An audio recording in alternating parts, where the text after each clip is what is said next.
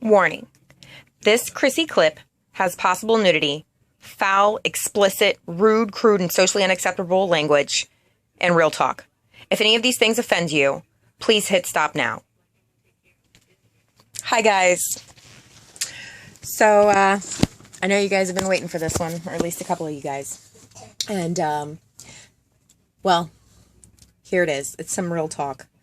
So, I don't know what it is about people that think it's okay to just treat you like a random piece of meat, basically.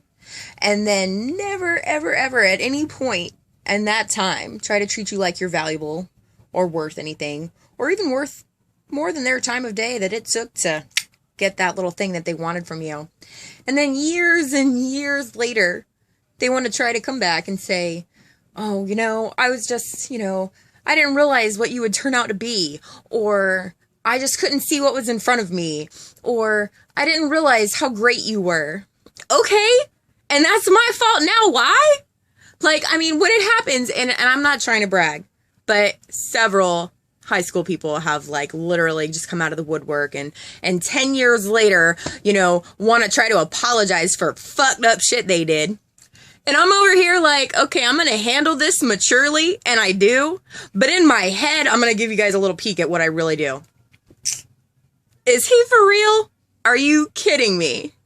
As if.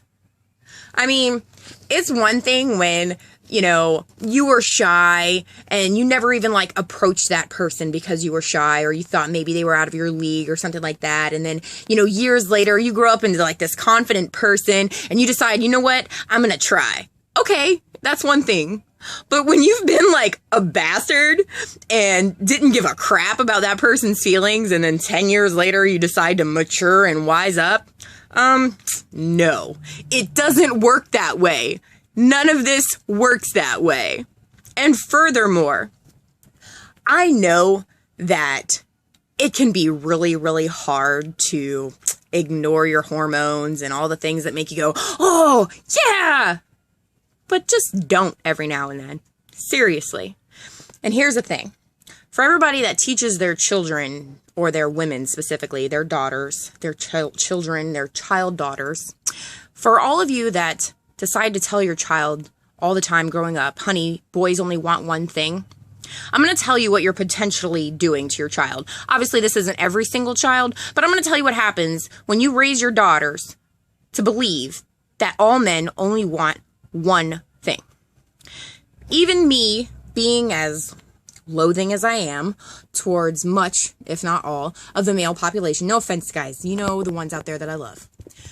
But saying that to your child has a tendency to develop the mentality in them that, oh, well, if boys only want one thing, then when I'm ready for a boy, the only way that I'm going to be able to get his attention is with that. Didn't think about that, did ya? So what happens if guys only want one thing, and that's all little girls are taught to believe? One, you're immediately just setting up a foundation of man-hate.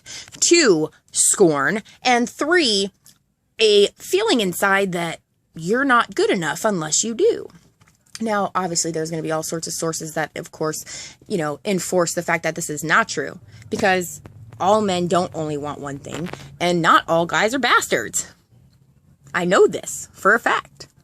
Hell, I know somebody right now that would be perfectly content to really watch Netflix and relax with me. Seriously, no innuendo involved.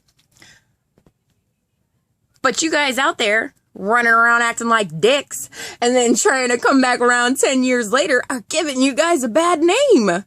We mature way faster than you guys, but that doesn't mean we should have to wait for you to mature. Do you understand what that means?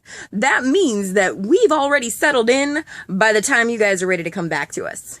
So keep in mind, when somebody's bringing something to their own table and they're taking care of their shit and you didn't want them before when they had so much to offer, don't try to come to the dinner table, okay? Because you were not invited.